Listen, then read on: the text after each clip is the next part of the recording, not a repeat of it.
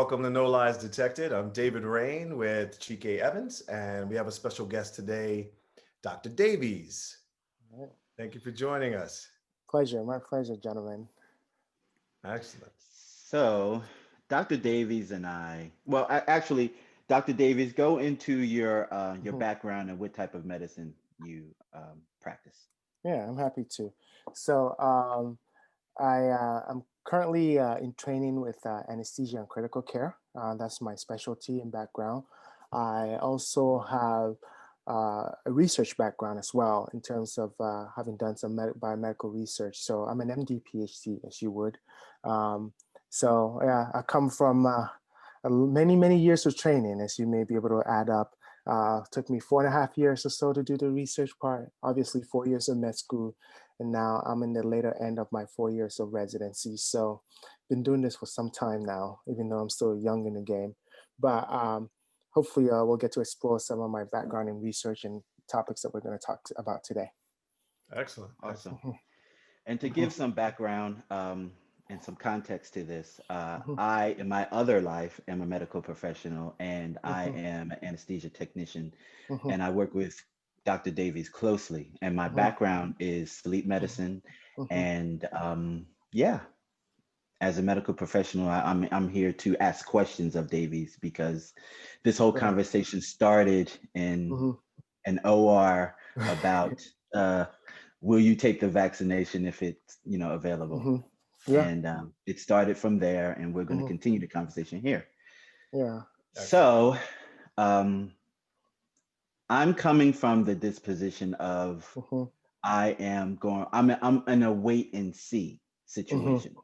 However, Mhm. with me being a medical professional, I know that the due day is going to come to pay Sure. that I'll have to take the vaccination in order to retain my job. Mhm. And that's where we started on the conversation. So Yeah. that's where I'm at with it. I'm saying hell no until I see more. I don't trust it. Um, I'm feeling Mhm. like there's a conspiracy in it. Mhm. Um, Mhm. and I'm thinking about things like the Tuskegee experiment. I'm Mhm. thinking about Henrietta Lacks, and I'm Mhm. also thinking about Doctor. Oh, not doc. I don't want to call him doctor or anything. He's Mhm. the uterus collector down in good old Texas. Oh, Yeah. Georgia. Sorry, Georgia, where he's doing experimental operations Mhm. on detainees. Sure. So in people of color and Mhm. minority, Mhm. there have been a lot of things to give us mistrust of the medical community. Mhm. And I actually have that within myself. So that's why I feel the way that I feel. Right. Right. Can may I? Yeah, of course. Yeah. I mean, of course, and I completely recognize the your vantage point that you're presenting, the history that supports that vantage point, and the reasons why people will be apprehensive about any medical involvement, whether it's research, vaccine, or whatever. All of that makes absolute sense to me. However, I come from maybe the vantage point of saying, maybe, I don't know, it's a biased view because I know how to interpret it, these research. I know what goes into the research, and I know by and large, science is a positive tool for change. Unlike other avenues where people try to seek knowledge from, I feel like science overall knows when it's wrong, tends to correct itself, and I can honestly say overall, it has been a positive tool in terms of humanity, the history of it, and where we're headed. And so, from that vantage point, I come from a trusting uh, uh, beginning. Unless you give me other data to support otherwise, I tend to trust. And really, and the reality is, in many decisions that we make, are made based on trusting other information that we don't have firsthand of, and that's facts. Whether it's science, whether it's the ibuprofen you're taking or the vaccine you might get, you're making that decision based on some trust that you have that someone else had done it. And with that said, I think there are reasons to be hopeful with these vaccines, and there are reasons to make the decision I'm making, which is that I will be up there to get the vaccine um, when it's ready. So for Mhm, me, I would say I'm mhm, sort of in between the two. So mhm, for instance, I don't work in healthcare. So Sure. I'm not going to be the first one to take, I'm actually going to be the last because Mhm. I'm in very good health. Mhm. I'm not at a risk, Mhm. and I don't live a lifestyle at risk where I'm not a first responder. I'm not, I Mhm. don't have to go outside if I don't have to, if I don't Mhm. want to, rather. Mhm. So, against Chike, I won't be forced to take it probably until next spring, maybe summer. By then, Mhm. we will have seen Right. many reactions. Mhm. We're already seeing from England, Mhm. from Great Britain, about as far as like how people are reacting to it. Mhm. And then from your standpoint, this is your career choice. Mhm. I'm sure you didn't get into the business to become a mad scientist and Sure. take over the world. You got into it to heal people and to, Yeah. better people through medicine. Sure. So on that standpoint, there is Mhm. actual, factual stories of some of your colleagues, maybe in other generations, even maybe not Mhm. even now, but that did use this power the wrong way. Absolutely. So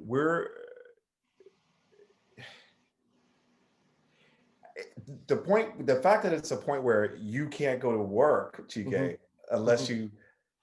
it makes 100% sense, because you can't put people at risk, Mhm. Mhm. patients at risk. Mhm. There are other things about, at some point, you're not going to be able to fly Mhm. unless you've had the vaccine. People can actually not hire you if you haven't had the vaccine. Like, this is actually growing into that. Okay. Go. Oh, can I chime in just a little bit Sure. about what you said about the work part, fly or travel? I actually was asked this question earlier in the day about a family friend asking about, is there going to be a time where we'll not be able to travel unless we prove that we've had the vaccine? And I think that's a tricky one to answer. Like, for instance, my family immigrated from Africa, Ghana, and before we came here, I distinctly remember the U.S. government asking for our immunization record, all these things for the pure purposes of public safety. Mhm. Right now, we all know that our medical history is private and protected. So KLM, British Airways, or any airline cannot ask me that. However, the governments can. Right. So it's one of those things that, like, I think people need to understand that there's a fine line here when we talk about what the implication of the vaccine is going to have in our lives. Are we going to have to prove, like, we've had this vaccine or whatever?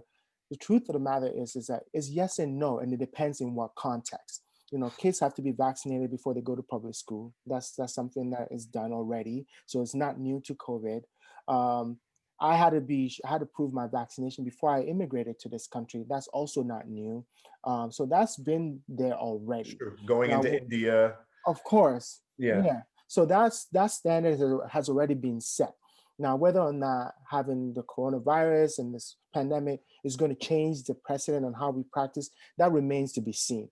And I just cannot foresee right now it being okay for us to put out our private public information, our private health information, in order to satisfy some businesses' fear or whatever it may be.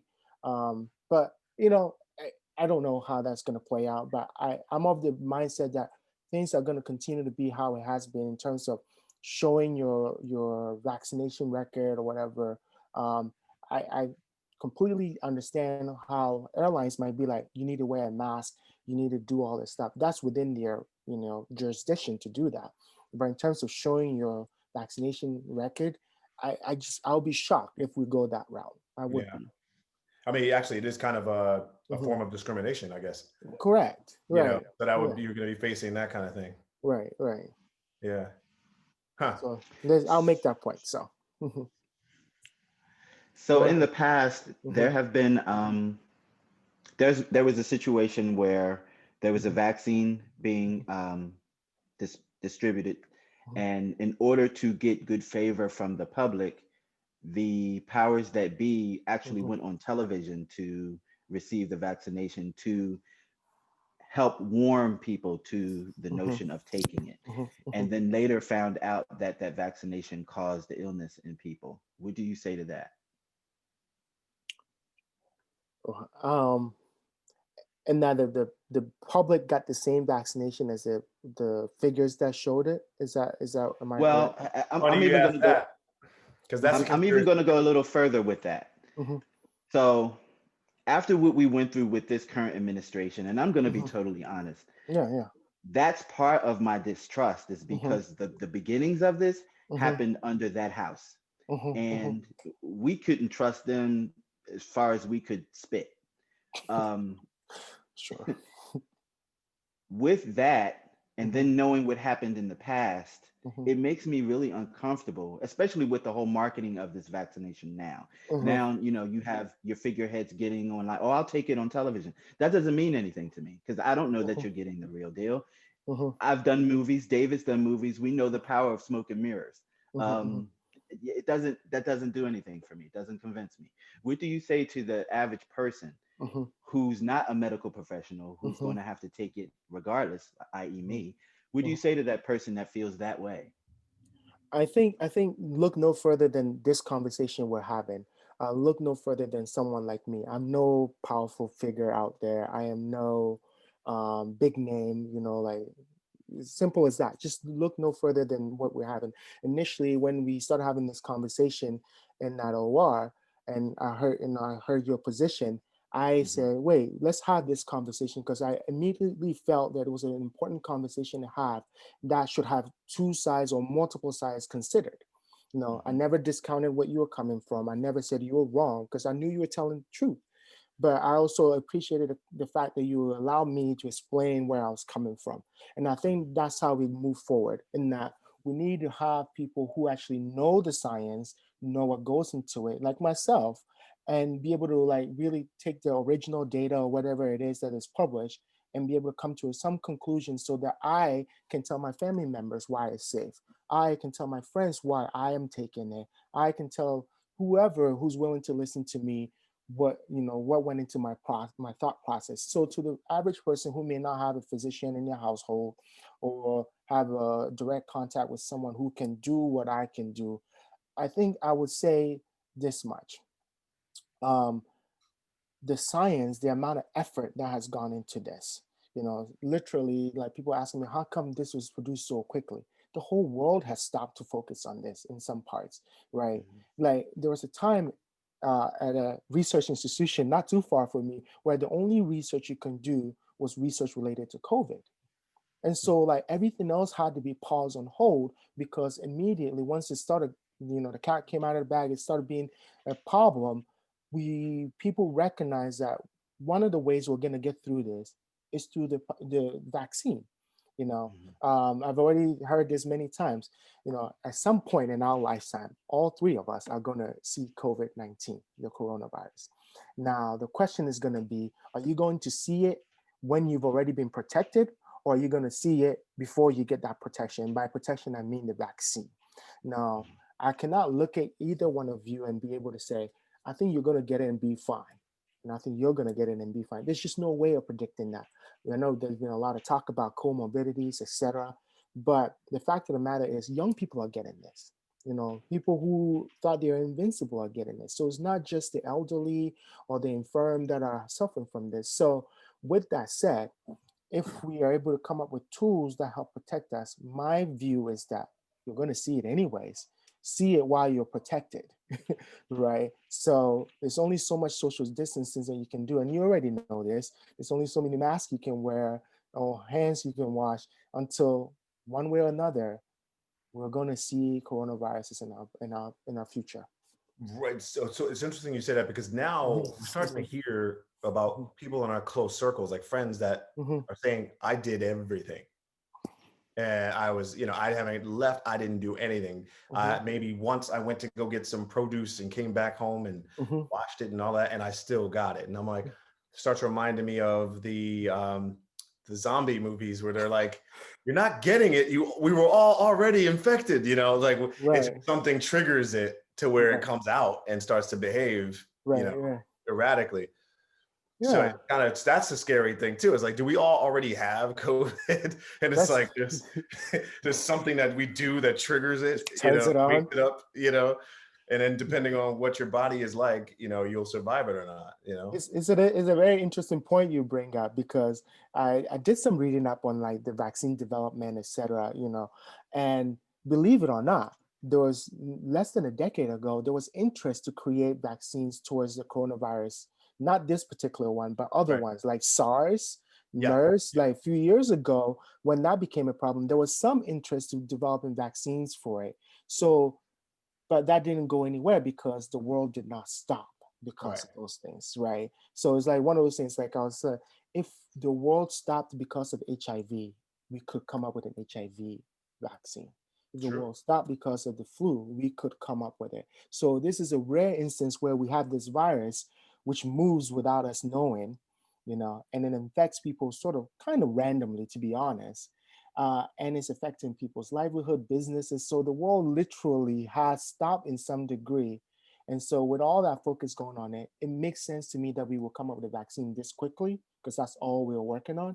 It also makes sense to me that we can come up with something quickly and safely. Because the other thing with the SARS vaccines from the past, those things die out because of people volunteering to be part of the study, people getting interested in it. So without that interest, you can't go forward. You need the volunteer, you Yeah. need people to be involved. Here, the difference is people actually sign up and wanted to be part of this study, And the unique thing is like traditionally in these type of studies, the population that's targeted or usually represent the study subjects tend to be Caucasian male, right? This time around, there have been females, there have been, minorities, there have been a more diverse group that have gotten involved. Not to the degree I would like to see it, but it's improvement, I Right. would say. And some of it may come from the skepticism from prior experiments, prior misdeeds by the medical professional. So um, with that context, I actually think we've taken a step forward a little bit. And I also think we're going to get a product that will hopefully do what it's shown to do so far. I did have a Uh, question about what you just said as Mhm, far as the subjects. mhm, mhm, So, like you said, mostly it's Caucasian mhm, male, mhm. and it's been females now. It's been some Yeah, people of color. I sure. remember looking at some news where they were saying that doctors were worried that there weren't enough African Americans Mhm, that were volunteering. mhm, So we already know there are certain things in the medical world, mhm, education, in every field. mhm, It's designed first as a prototype for the white male, and mhm, everyone else to try to fit in and see what they can get out of it mhm, and mhm. create a life from there. But it's Sure. the prototype is white male. Mhm, So we're talking about a vaccine that uh, what's the word I'm looking for? It affects African Americans much worse. I was looking for another word, but that's what it means. Sure, sure. Yeah, Much worse, than any other race. So right. if we didn't have enough African Americans as subjects, Mhm. how are we sure that this vaccine It's actually is gonna, appropriate for African Americans to take? sure. Just like they don't, we were talking about pregnant women that are like, you haven't tested on any pregnant people, so I can't take it because we don't know how that would affect my pregnancy or Right. myself. So this is, I think I think a lot of African Americans are probably feeling that too. Right. Um, I mean, and that's a very legitimate question to ask. And like, unfortunately, these studies haven't traditionally included everybody, the representation of the population, unfortunately. And part of it, like we said, we've been harping on, there's mistrust. There's access to healthcare too that plays a role into this. There's a knowledge gap, unfortunately. And so all of that added together creates the ecosystem that we see now, right?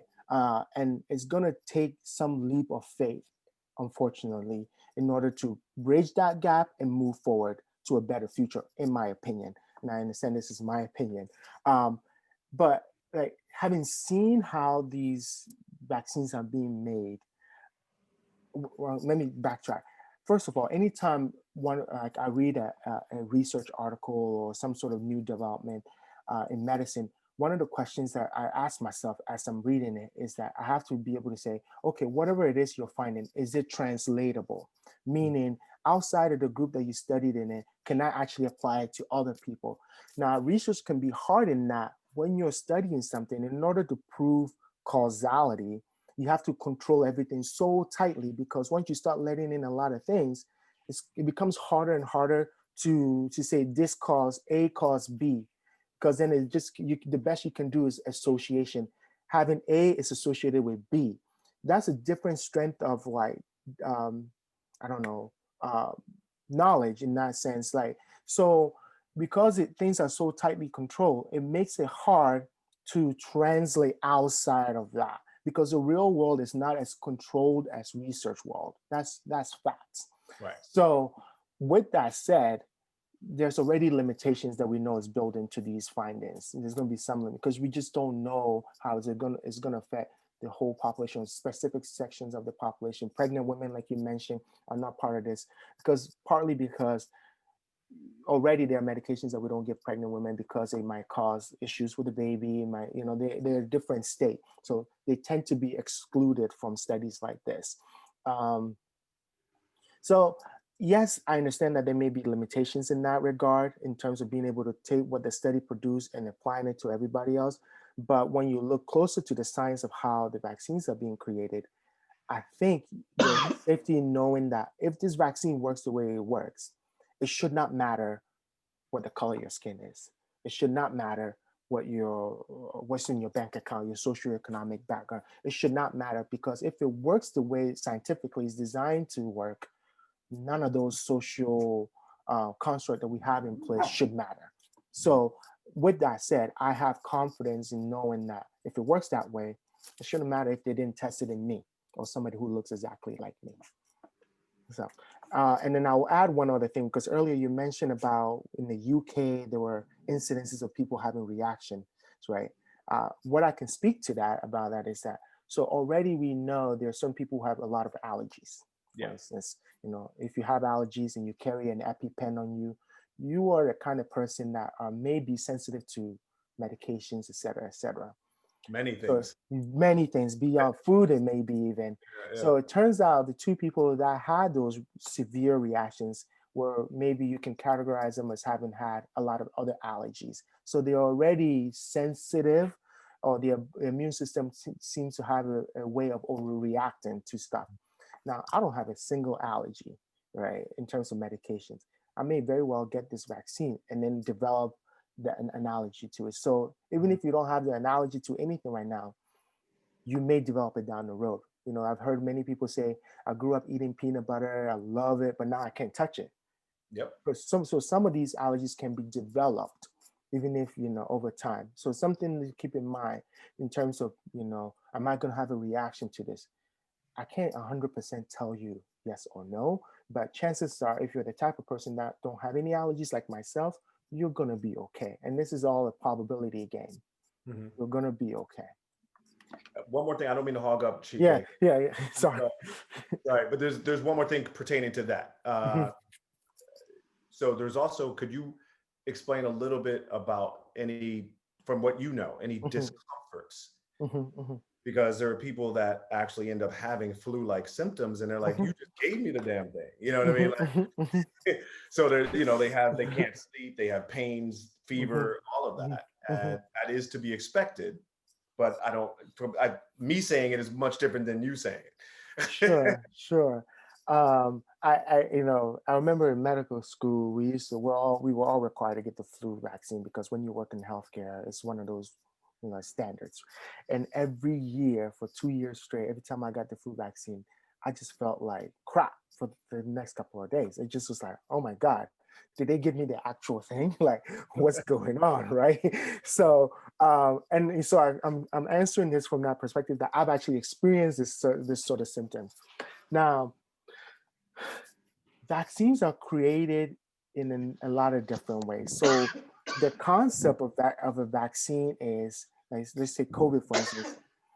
If I took COVID-19, and we'll talk about the Pfizer vaccine that's already approved, and I took part of the virus, and I said, okay, right now the virus that are being made towards something called the spike proteins, and they're this protein that's surround. If you see the picture of the coronavirus, it's like this protein. It may be any color, but they're these sticky things. Those are what the spike proteins are. And what they've developed the vaccine towards is to that specific part. So most vaccines are made to represent a small portion of the actual disease, the actual virus. So with that said, they usually pick the portion of the virus that's going to generate the most immune response. Mhm. You want that because that immune response is what generates the antibodies that can ultimately fight the real virus if you saw it later on. So with that said, you want people to actually have a little bit of a reaction, not too much, but that reaction can sometimes feel like you got the real thing, even though you did not. So that's how that can be. So, people who get it, you're definitely going to have that soreness on your shoulder that we all get when you get the flu vaccine. You may have a little bit of a fever, but rest assured, I think that's part of the immune response being built up so that in the future, if you were to see it, you're ready to fight it. And there's some comfort in that, actually. Yeah, I can attest to that. Hmm. Having to take the flu vaccination every year. Hmm. Hmm. That Yeah. that that that's a serious situation. I normally schedule 2 days off after I get it, just so that Yes. I can I know. accommodate. Yeah. I know that feeling for sure. Yeah. So part of my trepidation on it Hmm. Hmm. is, again, I mentioned that, the administration in which this was birthed, Hmm.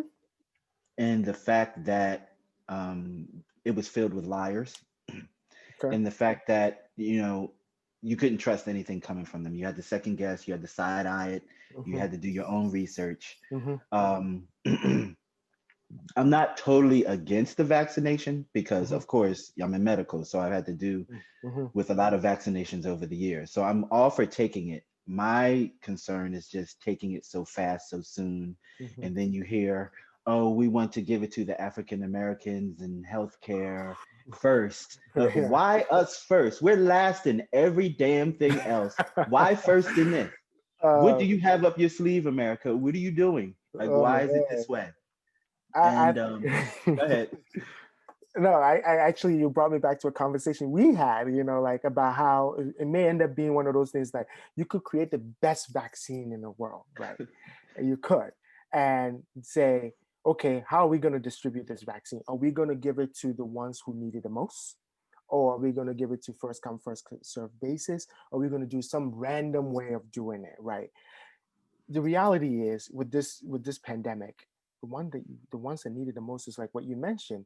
Our communities are suffering the most, right? And so the issue that you bring up is like, if I made a decision, say, okay, we have the perfect vaccine, let's go to the ones who need it the most, we're going to get the same reaction you're giving me now. Why are you giving it to me first? You like, it's like, damn if you do, Damn it, damn if you you don't. do. Yeah. And then so the flip side of that is that if they said, okay, let's give it to those who can afford it the most, or the well-to-do, or who first come, it's probably going to be people who don't look like us who get it first. And then the reaction is going to be, well, they gave all the good ones to them, so we're getting this, the crap, right? Leftovers. So yeah, so like as a policy, if I were a policy maker or whatever, I would go in there knowing that no matter what decision you make, people are going to be angry, right? But make a decision, and then it's like one of those situations where I come from the ethically speaking, you want to give it to the ones who need it the most, right? So yesterday, the FDA approved the Pfizer vaccine for emergency use authorization. They got what is called the EUA.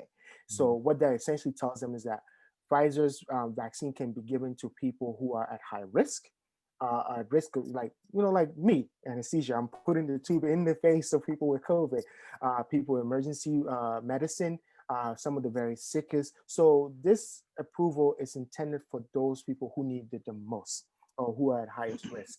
Um, and I think that's how it should be in terms of trying to distribute something like that. You want to be as ethical as possible, even if on the surface it looks unfair.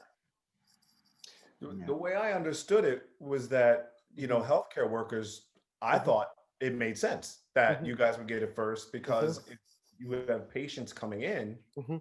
you need to be blocked, Mhm. because so many people, so many healthcare workers have gone down from treating people with it. Mhm. So I thought that. And Mhm. when you look at when they say Africa, they probably shouldn't say African Americans. They should Mhm. say, essential workers. They should say, because it's going to be mostly African Americans Mhm. because it's just the way socioeconomics are. There's going Yeah. to be more Black people that are, taxi drivers, that are doormen, that are, it just happens that way. I mean, it doesn't just happen, it was planned that way but that's a whole nother conversation. It's a different conversation. But so to me, even though it doesn't sound right, it makes sense. It's like, yeah, you gotta, I have a friend now, he's making a living delivering food for people that can afford to not have to go get their own food. Right, exactly. Now, that's an essential worker. We all need these things. Like, I don't want to send my girlfriend out. I don't want to go out and be exposed. So we pay for people to do it for us. Correct. Now, those people need to be taken care of. Of course. So it does make sense. But yeah, if we put them all in a room, it's going to be 10 black, 2 white. That's just the way it's going to be. Yeah. I actually think one of the fascinating things about this whole pandemic, and not that there's anything really good about it, is that the definition of who's essential has been a revelation, right? It has been a revelation about who's essential, who actually makes this country run. And, may not be who people thought a year ago, and so some of that, I hope one of the lessons that we learned from this is that there's a lot more essential people than we originally thought, and those people need to be taken care of better than they have been traditionally. Yeah. Very true. So last week I had the pleasure and displeasure of witnessing an intubation from someone who was COVID positive, going from being on oxygen, a high grade oxygen, to being moved to a ventilator. I actually went to a code call on the floor with Lewis and watched that happen. And even though I had been in the hospital for years and I knew COVID was around, I've seen things, I've been in operating rooms, I've seen many, many things. But witnessing that, someone struggling to breathe, and the doctors are trying to get this person on the ventilator before they desat to a point where damage is done, changed me. It changed me. And I want you, Davies, to just speak to people who still believe that COVID is not real. Yeah, you're absolutely right. And I can tell you a story. So I think it was maybe last Saturday, I was on call, and as a senior resident on call, we carry a phone where, when another service needs our help, they'll call us. So I got a phone call saying from the emergency room saying that we have a 37-year-old African-American woman coming in with like symptoms of COVID. She was tested, turns out she was positive, and she is on all the support that we can afford to give her in the emergency room. Unfortunately, we're worried that she's going to need intubation, kind of like what you experienced. And so they wanted us to know, because they felt that she might be a difficult intubation, which is where you want your experts available. So we go down there to one of our COVID ICU places. You see her, and I'm just like, wow, she's young, right? She's young. She has her whole life ahead of her. And here we are, we're about to intubate her. Now, I'm going to pause here because back in the spring, I remember the data probably has changed, but maybe not that much better. There was a time where reports that came out was that 80% or so of people who got intubated never got off the ventilator. Right. Yeah, I remember that. Right. Yeah. And that sticks with me. Like, as a provider, you remember that sort of stuff, because again, in the spring, I went to the COVID ICU, and there were multiple patients who got put on the ventilator because of my decisions. And unfortunately, every one of them never came off of it. Wow. So when you're going into this situation like I went into on Saturday, I know what I'm getting ready to consign this woman to. And it's not pretty, right?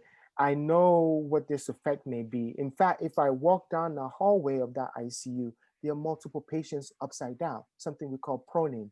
In order to really try to expand the lungs, we actually have them face down. You know this. It's not easy to move people from a simple bed to another bed. There are all the things that they are attached to. So there's enormous risk in doing this thing. And yet sometimes that's the only thing we have.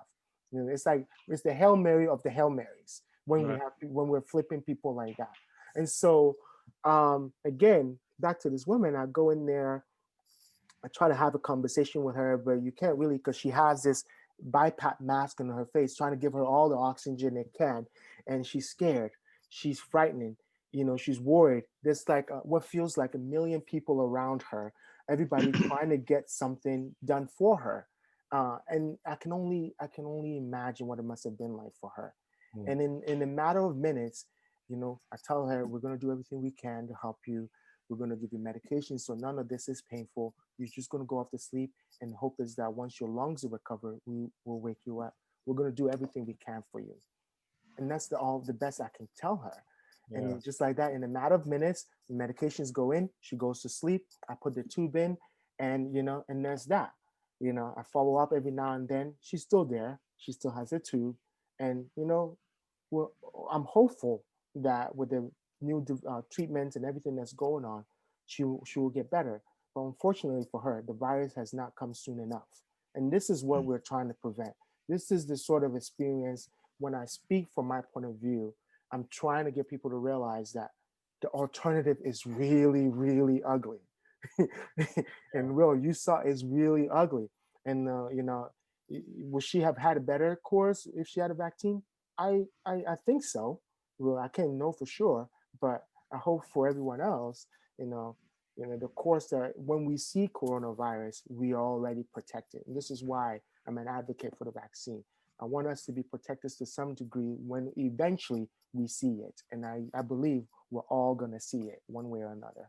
Yeah, that's you said that before. That's interesting. That's like eerie to hear. Yeah. Eventually we're all going to have it. Yeah, unfortunately. Yeah. David, do you know any people that have been directly affected or any lives lost due to? Yeah. Lives lost, and I know personal people, personally rather, that that have had it, recovered as well. The whole gamut. I've got one, like I guess you would say secondary family. So my brother-in-law's mother's sister has it. She's going through the ringer right now. Oh man. And she's already elderly. Yeah, I'm sorry to hear that. Yeah. It's some of the most heartbreaking things that I will forever remember from my training in this time period is having to call family members every day and telling them, paint a picture of how their loved ones are doing with just words. Sometimes you can have the FaceTime video. It just does not do justice. Like all the technology that we have cannot substitute the warmth of a loved one next to you, cannot substitute the feeling of being touched by someone who loves you and being there for you, especially in trying times. Sometimes the best you get is a stranger calls himself doctor or nurse telling you this is what we're going to do for it, and you really don't have a choice. Like I tell you I'm going to intubate you, you can't say no unless you want the alternative of death, right? So you're really kind of pigeonholed in that situation. So I think people need to realize, this is real. It is really affecting a lot of people's lives. And it's not just the businesses and all those things, but real lives are going through the ringer. And the hope is that, help is around the corner, and that we can get through this together. Yeah. So. Yeah. Yeah. And I kind of want to address something with the business community because I totally get that's your livelihood, and I totally get that you need to have an income. But as a person on the front line, one of the worst things that I can experience now, because I'm face to face with it every day, but one of the worst things that I can get is a phone call on a Saturday night or a Sunday afternoon when I'm not at work, asking me what was my proximity to a coworker, because that coworker had been deemed COVID positive. And I have to explain, my proximity to that coworker and basically do itinerary of what I did with that person, if anything, to find out if I need to stay home for 2 weeks. Right. And it's not just to stay home for 2 weeks. Yes, you may argue that, but I still have a job. I can still go to work. I can still bring in the income. But the alternative to that is I could now be COVID positive, and I could go down that road of what Dr. Davies explained of difficulty of breathing, and then having to be intubated. Mm-hmm. So the alternative is Mm-hmm. I'd rather be at home, probably brooding at the fact that I probably couldn't make any money, as opposed to laying in a bed with a Mm-hmm. tube down my throat with my Mm-hmm. family praying for my life. Yeah. Yeah. But you know, it's so difficult. Like we're about to have like an avalanche of evictions. Yeah. Mm. So like, and this is another show for sure. Yeah. But just to say, like, just to respond to really quickly, you saying about the businesses. Mhm. Yeah, COVID is a big deal, man. This is obvious. It's the deal. You know, it's like this is life and death. Mhm. But some of us, you know, will survive to nothing. Will survive to homelessness, or survive to, you know, being thrown out of your home, and or survive to being succumbing to debt, like, you know, swallowed up by the debt you owe. It's like, so the quality of life is already trashed for a lot of people. Yeah. So, you know, some people will go, surviving for what? I think that's another one of those Sure. you know, Sentiments. mass fatigue situations that are happening. Right. You just burst the subject for a new show, David. I We know, need I to know. jot this down. And I knew it was happening. That's why I was like, yeah, I mean, cut it there. it's a sad reality for a lot of people, unfortunately, you know. And I'm no political commentator or anything. I'm no political genius, but it seems to me this is an opportunity where your government should be able to step in and actually put forward stuff that real policies that helps real people. And you know, whether you're red state, blue state, purple state, yellow state, whatever it is, we're people. You know, people deserve to be treated with dignity, and people deserve to be treated with, you know, respect. No one wakes up one morning and chooses to be poor. No one wakes up and chooses to be miserable. Sometimes our circumstances are beyond us, but I'm a believer that given the chance, people tend to do good. And I'm not saying everyone, but people tend to do good. So uh, who knows? Maybe, you know, there's a change in administration coming. Um, there's, you know, there's other changes happening. So let's hope that, you know, the changes that they speak of during their campaigns, you know, becomes actual practical things, and hopefully, you know, people's, like, the damage that you said we're saying are happening is less to a lesser degree, and so yeah. Yeah, we definitely have to dive into that, because on another show, because I'm like full right now. But ooh, keep quiet, keep quiet. Yeah, true. Yeah.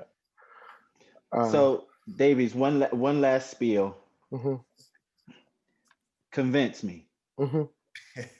Why do I need to take this vaccination? Elevator pitch. The elevator pitch. Right. Do you know about that, Dr. Davies? Yeah, I know a little about elevated pitches. And I've said this once, I've said it twice, and I'll say it a third, fourth, fifth time. You're going to see this virus one way or the other. You're going to. You can wear all the masks available to you. You can stand 600 feet apart, wash your hand every second, and you're going to see this virus. The question, you know, for you is, are you going to see it when you're protected, or are you going to take the risk of seeing it when you're not? Based on the evidence of what I've seen and what you have seen, the alternative is ugly. So, and then honestly, having seen the science behind it, I believe in it. You know, nothing is 100%. Nothing is going to be 100% safe. But this is one of those situations in medicine when we're making decisions, the risk and benefit, then benefit outweighs the risk at this moment. So, and this is why I think we need to continue having this conversation, and it needs to come from people like us. You know, Yes. it needs to be amongst ourselves, talking about a real talk, nothing, no political agenda. I have zero agenda other than share with you what I honestly know and what I believe. And I know I'm getting the same from you. So this type of conversation, I hope, is happening in families, dining room tables, over the phone, Zoom, wherever. And people are asking good questions. And so hopefully they're having good sources to answer those questions.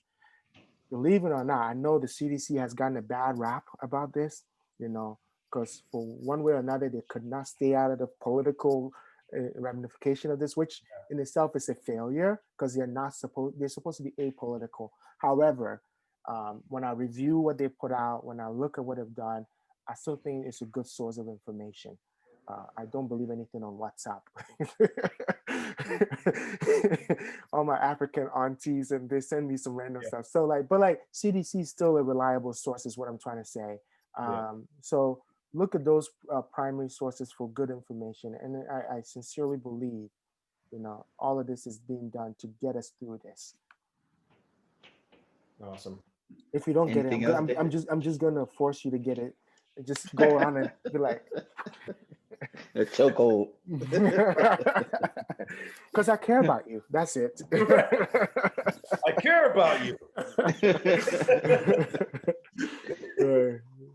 Well, Dr. Davies, I thoroughly appreciate you for your time and your energy and your wisdom poured into No Lies Detected today. I've asked you a few times to come on the show and do different things, but I'm glad this finally happened. It was for a good cause. Yes. It was educational, and I'll definitely have you back on whenever you like.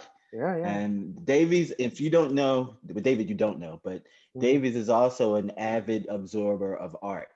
So we can talk to him anytime about anything of artistic, nature, and he can hang in there with the best of them. Excellent. I got my ears to the ground. I try to, for the culture. As I said, I try to be well-rounded. And I appreciate you guys for having me on. I know it's long overdue. I hope I'm back again having conversations with you. I think you'll have to be. Yeah. You'll have to be. So, closer we get. Yeah, definitely. Happy to be back anytime. Awesome, man. Yeah. All right, brother. Thank you. All right. And I will see you on Monday. See you on Monday. All right. Take care. Nice meeting you, David.